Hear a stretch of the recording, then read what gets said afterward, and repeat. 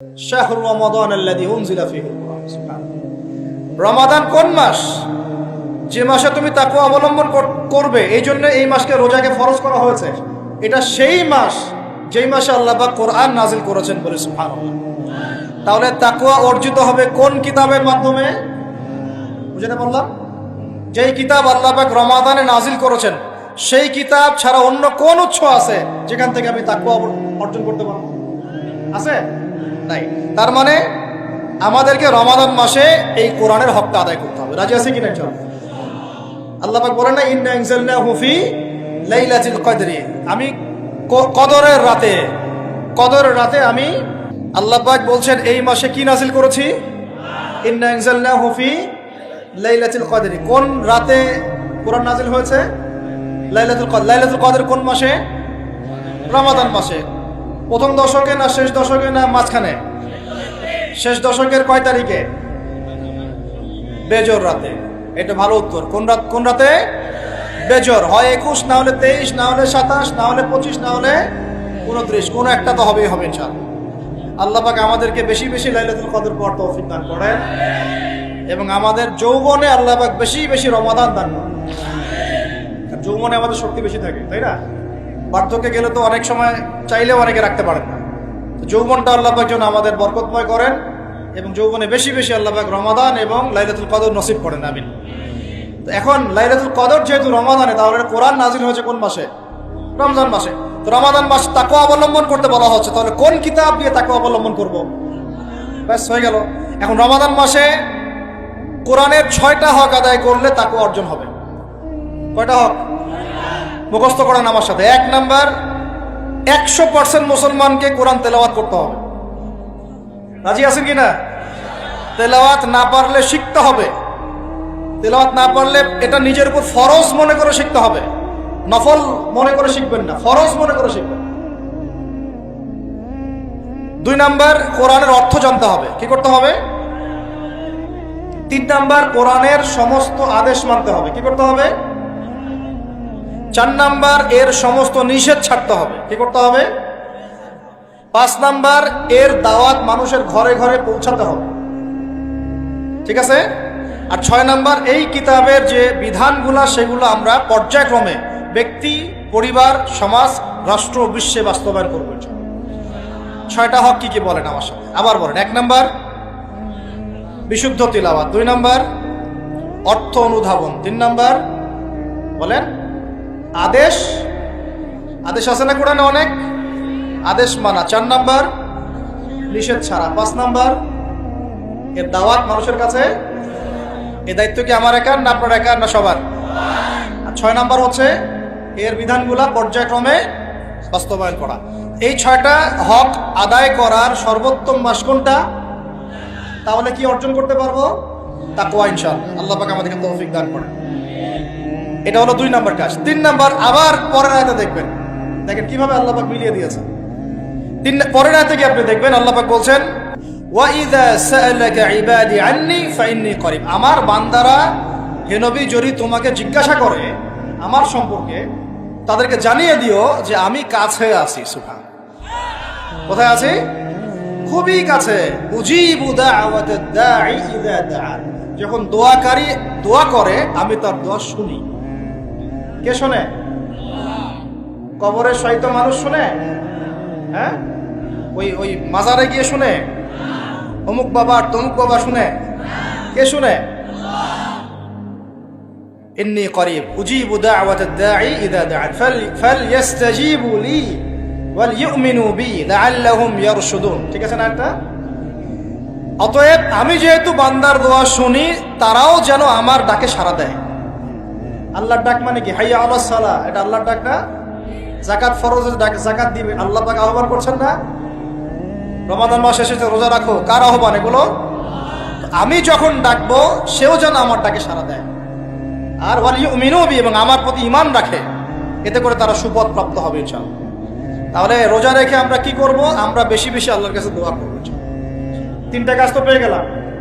1 হচ্ছে তাকওয়া অবলম্বন করব, মানে রোজা রাখার মতো রাখবো। 2 নাম্বার, কোরআনের হক আদায় করব। 3 নাম্বার, বেশি বেশি দোয়া করব। রোজা রাখা অবস্থায় বেশি বেশি দোয়া করব। 3 শ্রেণীর মানুষের দোয়া ফেরত দেওয়া হয় না, জানেন তো হাদিসটা।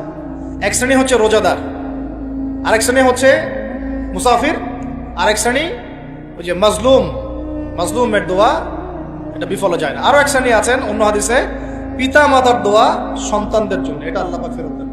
আমরা যারা পিতা মাতা হয়েছি সন্তানদের জন্য বেশি বেশি দোয়া করবেন, আল্লাহ পাক তৌফিক দান করবেন। এই 3টা কাজের বাইরে আমি আরো 7টা কাজ বলে দিচ্ছি, রমজান মাসে করবেন, ঠিক আছে ইনশাআল্লাহ। 4 নাম্বার, বেশি বড় করছি, খালি পয়েন্টগুলো বলছি। 4 নাম্বার হচ্ছে রমজান মাসে বেশি থেকে বেশি মানুষকে ইফতারি করানোর চেষ্টা করবেন। এই যে যুব সমাজ যারা আছেন, ইফতারের প্রজেক্ট রেডি করবেন। প্রত্যেকটা দুস্থ, অসহায়, এতিম, মিসকিন, বিধবা এই পরিবারগুলোতে 1 মাসের বাজার করে দিবেন।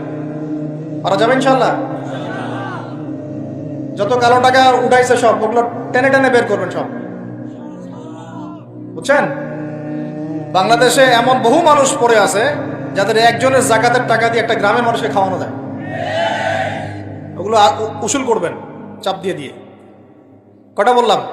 4টা। বেশি বেশি মানুষকে ইফতার করানো। 5 নাম্বারটা আমার খুবই পছন্দের একটা আমল, এবং সবার সামর্থ্য হয়তো হবে না, তবে আমরা নিয়াত করি, আল্লাহ পাক নিয়াতেই বরকত দিবেন।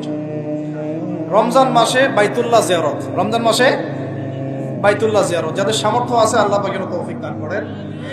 আল্লাহ পাক যারা নিয়াত করেছেন তাদের কাজকে যেন আসান করেন, সফরকে নিরাপদ করেন, এবং আমাদেরকে বেশি থেকে বেশি বাইতুল্লাহ জিয়ারতের তৌফিক দান করেন।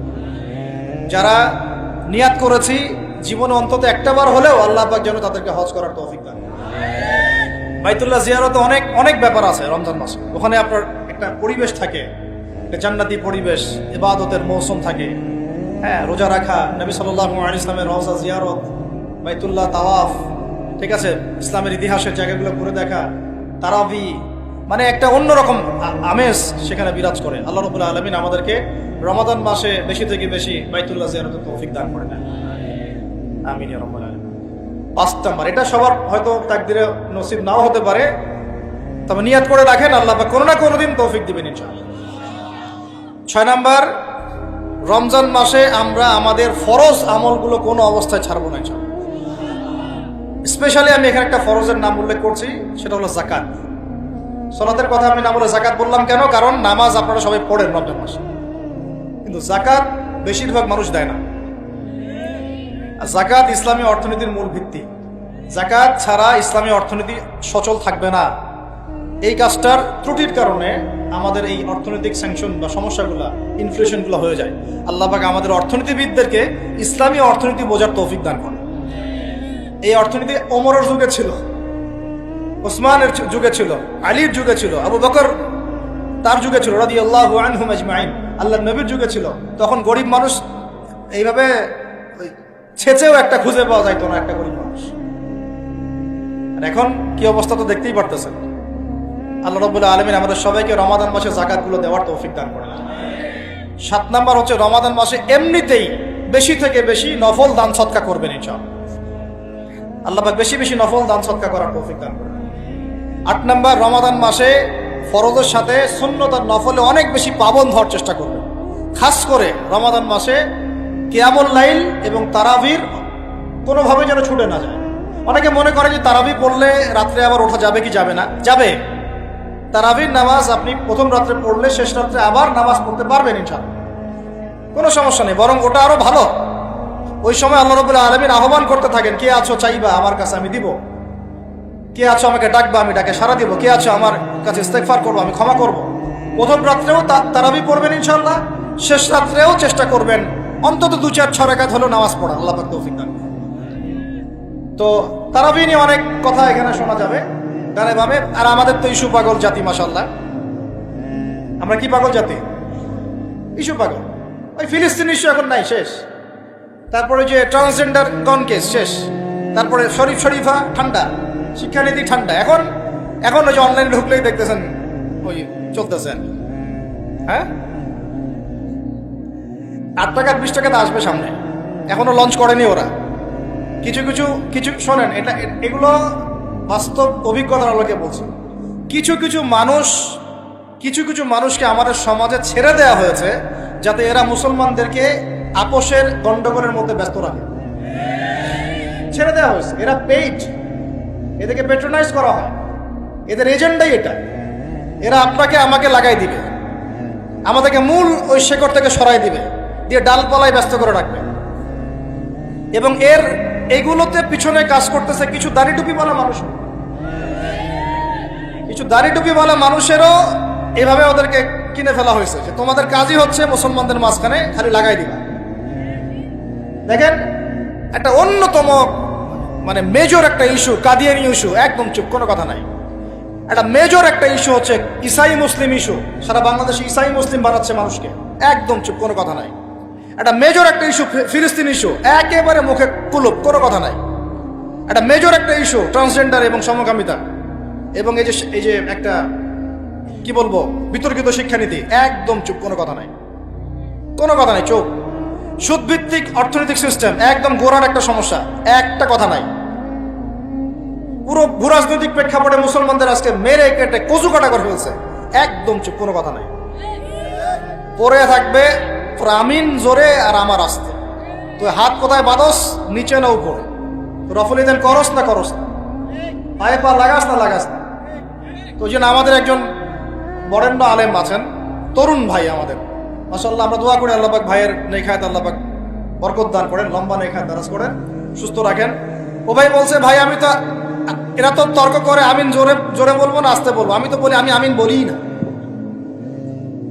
দেখি আমি যদি আমিন না বলি আমার নামাজটাকে কেউ ভুল প্রমাণ করে দেখান, দেখেন আমার নামাজ বাতিল প্রমাণ করে দেখান, আমি আমিন বলিই নাই। আপনি মারামারি করতেছেন জোরে না আসতে, এটা নিয়ে আমি বলিই নাই, আমার নামাজটাকে বাতিল প্রমাণ করে দেখান ফিখের উসুল থেকে। পারবেন? কিয়ামত পর্যন্ত পারবেন না, কিয়ামত পর্যন্ত পারবেন না, কারণ ওটা কোনো ফরজ কিছু ছিল না।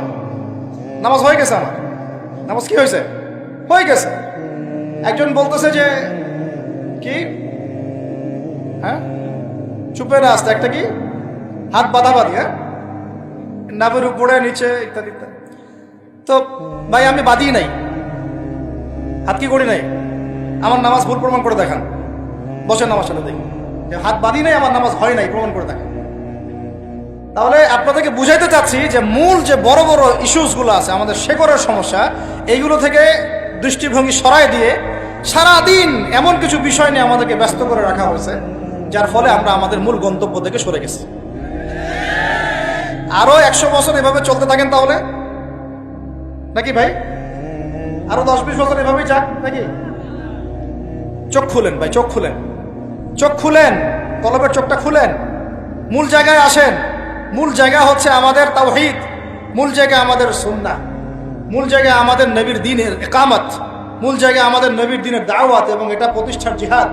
মূল জায়গা হচ্ছে অর্থনীতি সমৃদ্ধ করা, মূল জায়গা হচ্ছে সুদ থেকে আমাদেরকে বের হয়ে আসা, মূল জায়গা হচ্ছে আমাদের দুর্নীতিগুলো কমানো, মূল জায়গা আমাদের শিক্ষানীতিগুলো ঠিক করা। মূল জায়গা কোনগুলা, এগুলো কি আপনাদেরকে বুঝাইতে হবে? আল্লাহ পাক আপনাদেরকে বোঝার তৌফিক দান করেন। আমি